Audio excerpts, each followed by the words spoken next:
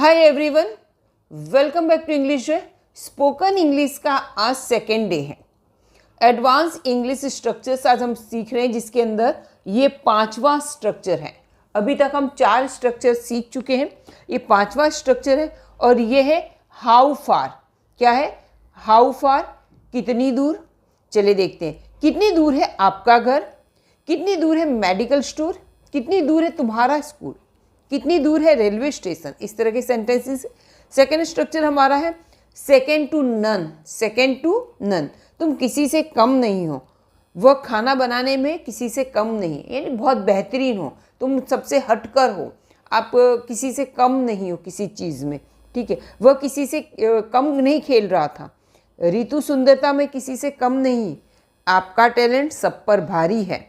तो इस तरह के सेंटेंसेस। ये अगला स्ट्रक्चर हमारा being trapped in someone's story.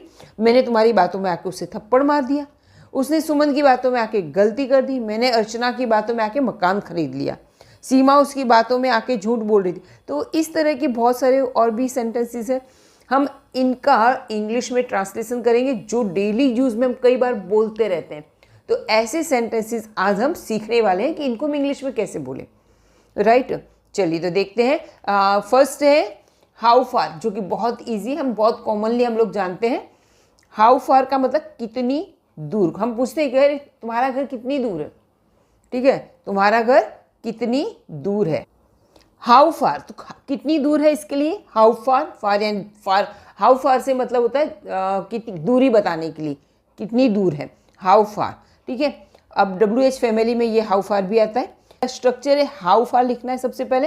Helping verb है, helping verb am is are was verb, ये लगाना, हेल्पिंग वर्ब लगाना है। नाउन है, कितनी दूर है आपका घर, या आपका घर कितनी दूर। क्वेश्चन तो एक ही हुआ, क्या लिखेंगे हम, कितनी दूर है। तो सेंटेंस हम जैसे स्ट्रक्चर में बताया उस तरह से लिखेंगे। How far is, helping verb आ गया। ठीक है, ये क्या आ गया, हाउ फार यहाँ पे हमने लिखा, हेल्पिंग वर्ब भी आ गया। अब नाउन, नाउन आप जानते हो, नाउन क्या होता है, कोई चीज़ वस्तु जगह का नाम होता है।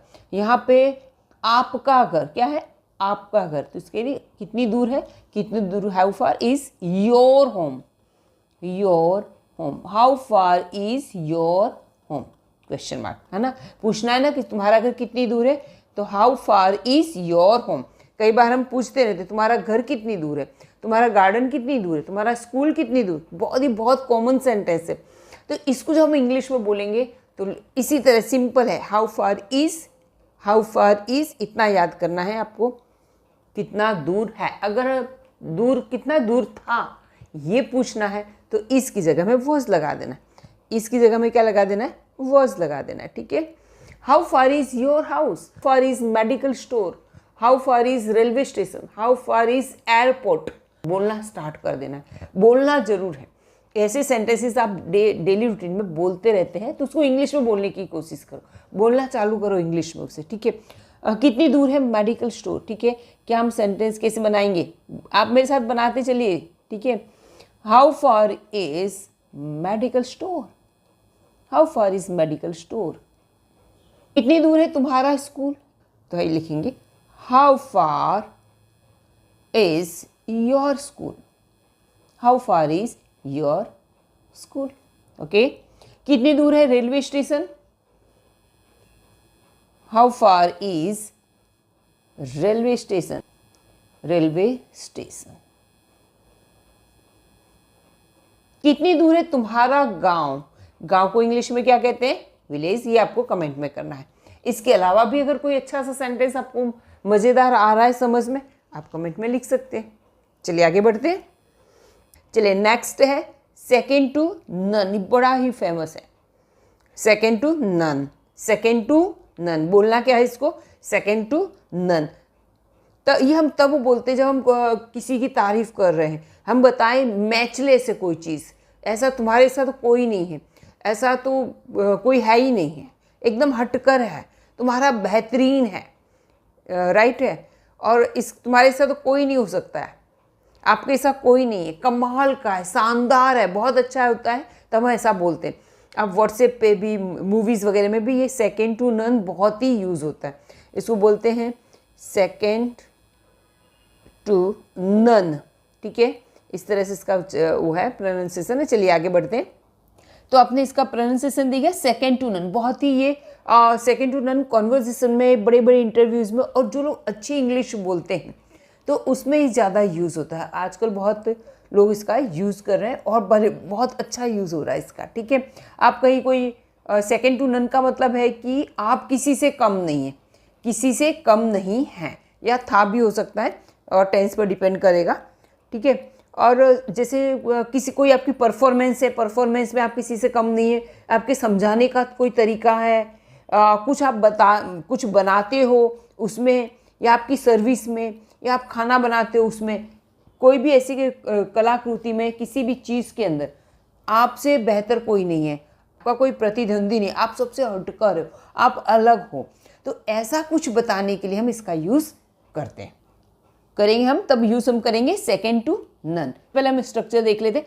सबसे पहले हम लेंगे सब्जेक्ट लेना है, सब्जेक्ट लेने के बाद helping verb, second to none बाद में हमें लगा देना है। तुम किसी से कम नहीं, तो सबसे पहले सब्जेक्ट क्या लेंगे, यू, और हेल्पिंग वर्ब क्या, कम नहीं हो, सिंपल प्रेजेंट टेंस हो आ रहा है इसलिए यू के साथ आर लेंगे, यू आर, फिर ये लगाना है सेकेंड टू नन। ये हो गया सब्जेक्ट, ये हो गया हेल्पिंग वर्ब, और यहाँ पे है second to none, second to none. कैसा लगा ये सेंटेंस, है ना।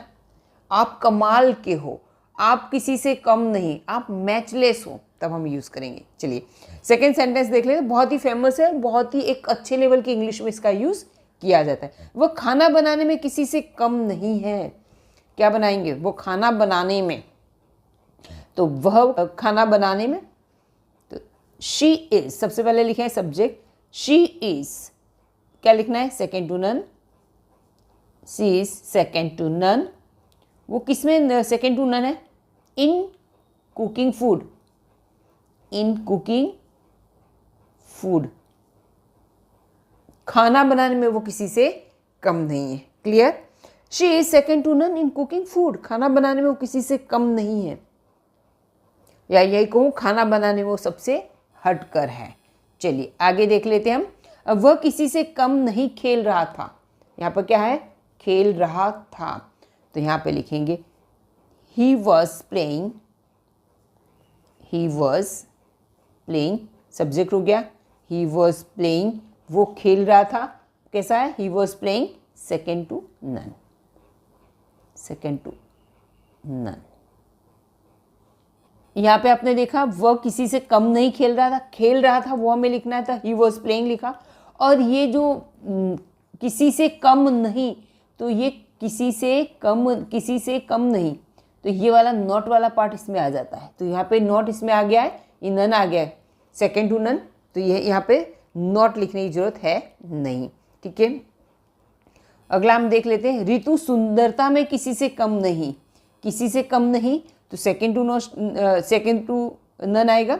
ऋतु सुंदरता में किसी से कम नहीं, तो लिखेंगे Ritu is, Ritu is second to none, Ritu is second to none, Ritu second to none है, बेहतरीन है, किसी से कम नहीं है, Ritu is second to none, सिर्फ इतना ही बोलना है, Ritu is second to none, Ritu second to none है, किस चीज़ में, इन ब्यूटी, इन ब्यूटी। आप ब्यूटी की जगह ऑनेस्टी लिख सकते हैं, ठीक है, हाइट में, या आप किसी भी अच्छी उसमें लिख सकते हो, कोई भी चीज़ में, अच्छी या बुरी, कि किसी भी चीज़ में वो मैचलेस है।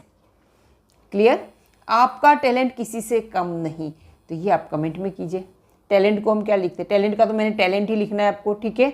आपका टैलेंट किसी से कम नहीं है। आई होप कि ये वाला आपको समझ में आ गया, उसमें अगर कोई दिक्कत है तो बता दीजिए, ठीक है। अगर समझ में आ रहा है तो कमेंट जरूर कीजिएगा।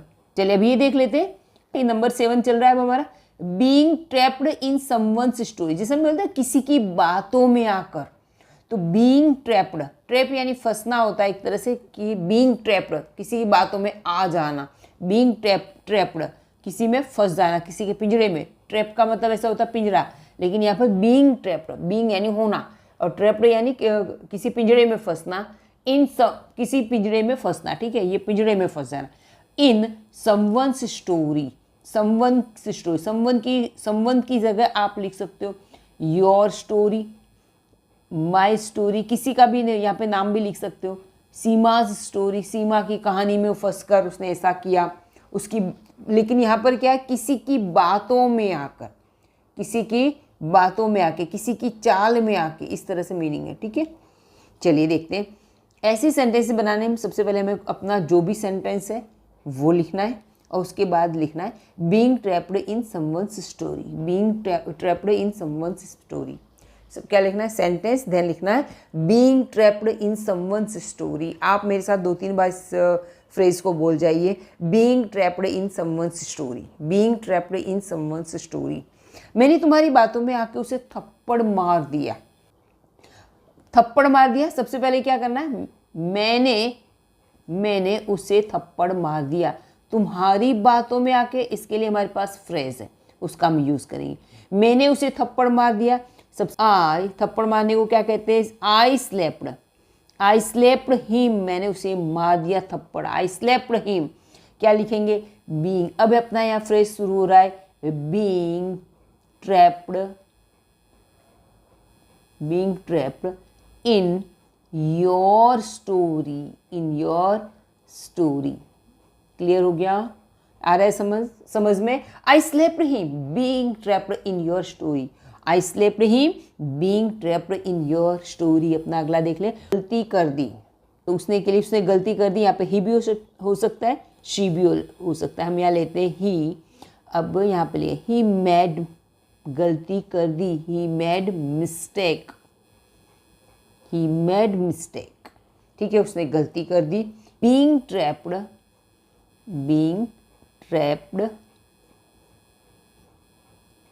इन सुमन्स टॉकिंग, सुमन की बातों में, है ना, ये देखो इतना तो मैं ना, सुमन की बातों में आकर, तो यह लिखेंगे being trapped in Suman's story, being trapped in Suman's story.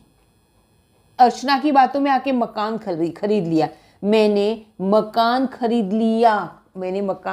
लिया, तो लिखेंगे I have purchased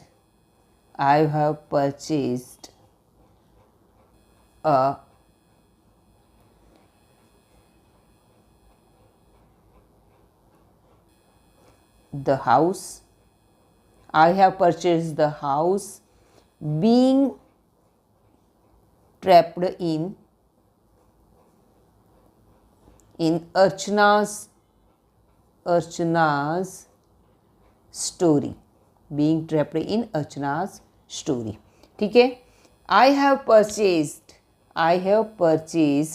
the house being trapped in Archana's story। सीमा उसकी बातों में आके झूठ बोल रही थी, तो सीमा, अब क्या बोल, सीमा झूठ बोल रही थी, और यहाँ पे उसकी बातों में आके, किसी और की बातों में, तो सीमा झूठ बोल रही थी, लिखेंगे सीमा वॉज लाइंग, सीमा झूठ बोल रही थी। बीइंग ट्रैप्ड इन हर स्टोरी, इसकी बातों में आके उसी की तरह बातें कर रही थी, झूठ बोल रही थी।